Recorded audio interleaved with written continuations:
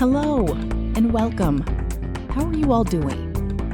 This is an official news update brought to you by @Segni News Ethio. To make sure you never miss out on today's breaking news and top stories, please hit the subscribe button right now and turn on the notification bell to stay updated. Let's get started.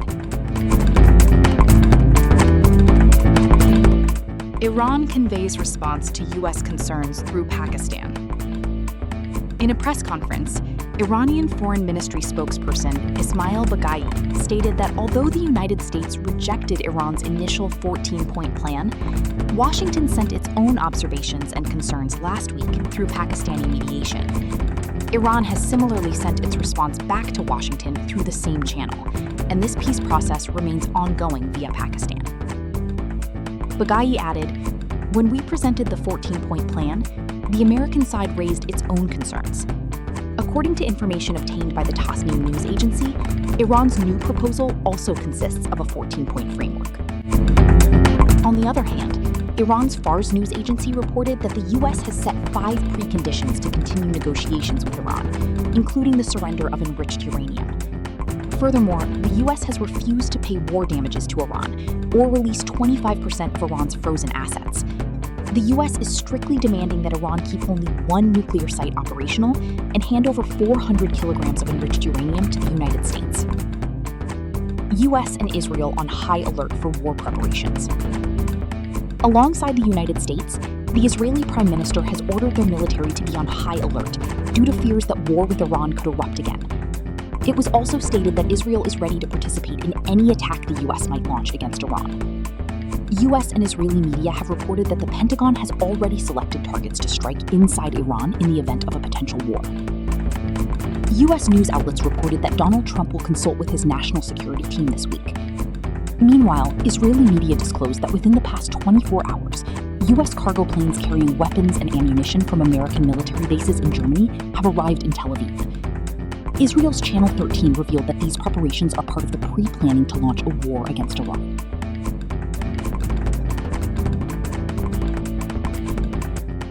U.S. President Donald Trump issues fresh warning to Iran. In an interview with an American magazine, U.S. President Donald Trump issued a renewed warning to Iran, stating that time is running out fast and Iran must make an immediate decision. Otherwise, nothing will be left for them. Israeli journalist Barho Previtt, noted that the U.S. president mentioned, "Iran wants to make a deal right now." Trump added that he is waiting for Iran's new proposal for discussions, expressing confidence that this new Iranian proposal will be better than the previous one. However, the U.S. president has not set any final deadline for the negotiations with Iran. Third day of Pakistani Interior Minister Mohsin Naqvi's visit to Iran. According to government sources, Interior Minister Mohsin Naqvi has continued his meetings with the Iranian leadership regarding the negotiations between Iran and the United States. Indian news sources indicate that the Interior Minister's trip to Iran comes at a time when the U.S. was considering launching a fresh strike against Iran. However, according to President Trump's account, the attack was held back due to Pakistan's requests and appeals. It was also revealed that the meeting between Mohsin Naqvi's office and Iranian President Masoud Pezeshkian lasted for 90 minutes.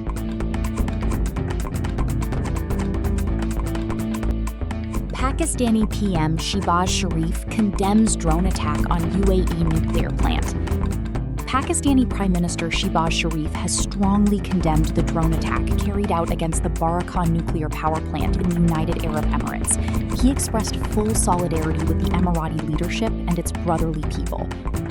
The Prime Minister stated, "All parties must exercise maximum restraint and fulfill their obligations in accordance with international law." He added and emphasized that dialogue and diplomacy are the only right path to achieve lasting regional peace and stability, and to de-escalate tensions. The Pakistani Ministry of Foreign Affairs also firmly condemned the drone attack on the nuclear facility. Iran. We have no enmity with any country in the region, including the UAE. Iranian Foreign Ministry spokesperson Ismail Baghai stated that Iran is maintaining continuous communication with Oman and other relevant parties regarding the Hormuz mechanism. On the other hand, Mohsen military advisor to Iran's supreme leader, warned the UAE should not get entangled in Israel's conspiracies. The UAE must know that Iran's patience has limits. However, he noted that Tehran has not closed the door to friendship with Abu Dhabi. Mohsin added, if the pressure and closure affecting Iranian ports do not end, the Sea of Oman will become a graveyard for the U.S. military.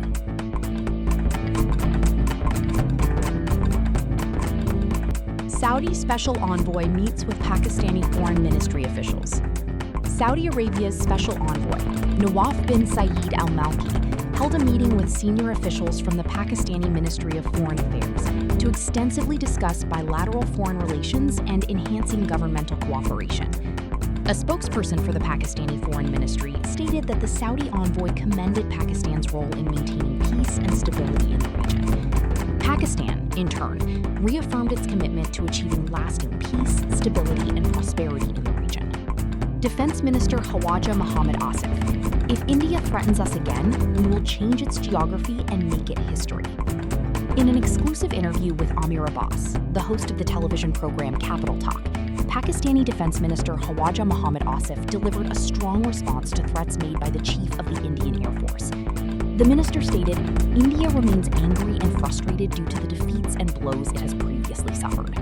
Speaking on the tensions in the Middle East, Khawaja Mohammad Asif noted that the likelihood of the United States and Israel launching another attack on Iran is narrow, explaining that other countries around the world do not wish to be dragged into a cycle of war at this time. Furthermore, the minister stated in clear terms that the cabinet has not yet held any discussions regarding the 28th constitutional amendment. Pakistani PM Shehbaz Sharif permits commercial centers to operate beyond closing hours. Pakistani Prime Minister Shehbaz Sharif has permitted commercial centers across the country to operate outside their standard mandatory closing hours. The relevant government department, the Cabinet Division, has issued an official notification regarding this decision. Accordingly, all shopping malls, departmental stores, bakeries, restaurants, tandoors, traditional bakeries, and grocery shops are exempt from the time restrictions and can remain open and operate normally. In another statement, Prime Minister Shehbaz Sharif announced that water reservoirs and hydroelectric power projects are top priorities in the development budget. The Prime Minister stated, "We will only invest public funds into development projects whose effectiveness and benefits are absolutely guaranteed." IMF requests 5,500 rupee increase for Benazir Income Support Program. The International Monetary Fund, IMF, has proposed increasing the cash grant for Pakistan's Benazir Income Support Program from 14,500 rupees to 20,000 rupees, a 5,500 rupee increase. Negotiations with the IMF delegation regarding this support program are currently ongoing. According to sources, BISP officials provided a detailed briefing to the delegation concerning the data of registered beneficiaries in the payment program.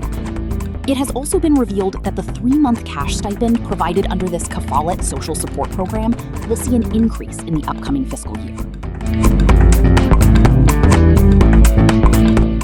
Final day of budget negotiations between IMF and FBR. According to sources in Islamabad, the IMF delegation will hold a total of 3 meetings today with the Federal Board of Revenue, FBR, noted as FIR in the original text. The IMF is strictly demanding that the domestic revenue collection target for the upcoming fiscal year be set at 15,264 billion rupees. On the other hand, the FBR is making efforts to reduce this revenue target. The next round of discussions between Pakistan and the IMF will take place today, and sources indicate that consultations will focus on lifting sales tax exemptions imposed on the upcoming budget. While tax exemptions had been granted to various sectors in 2025, there is now a demand to remove the sales tax exemptions on food items. Additionally, a proposal has been made to end the sales tax exemption status on real estate transactions, buying and selling of houses and properties. To increase sales tax revenue, significant focus is also being placed on expanding the digital invoicing system. KPK leaders stand united for provincial rights. The chief minister of Khyber Pakhtunkhwa province, representing the PTI party, The provincial governor, representing the PPP party, and the leader of the opposition, representing the PMD party, have jointly voiced their concerns to the federal government regarding the challenges facing their province. In a joint press conference, they demanded that the federal government respect and uphold the province's rights. Chief Minister Sohail Afridi stated, "Our province is not receiving an adequate supply of flour, and our CNG stations are being closed down. This is happening despite the fact that we supply cheap gas and electricity to the rest of the country." For his part, Governor Faisal Karim Kundi remarked, "If injustice is committed against our province, we will stand by our people. This approach by the federal government must be corrected. Currently, the role of the big brother, the federal government, is weak." The leader of the opposition, Abdullah Khan, noted that while the federal government is working, there are still numerous issues that require attention. Furthermore, Sohail Afridi has written a letter to the Prime Minister protesting the closure of CNG stations, expressing concern that the shutdowns threaten the employment and livelihoods of thousands of people. That is all the news we have for now. Thank you so much for listening to us. To ensure you get today's latest news first, please don't forget to subscribe and like. Thank you.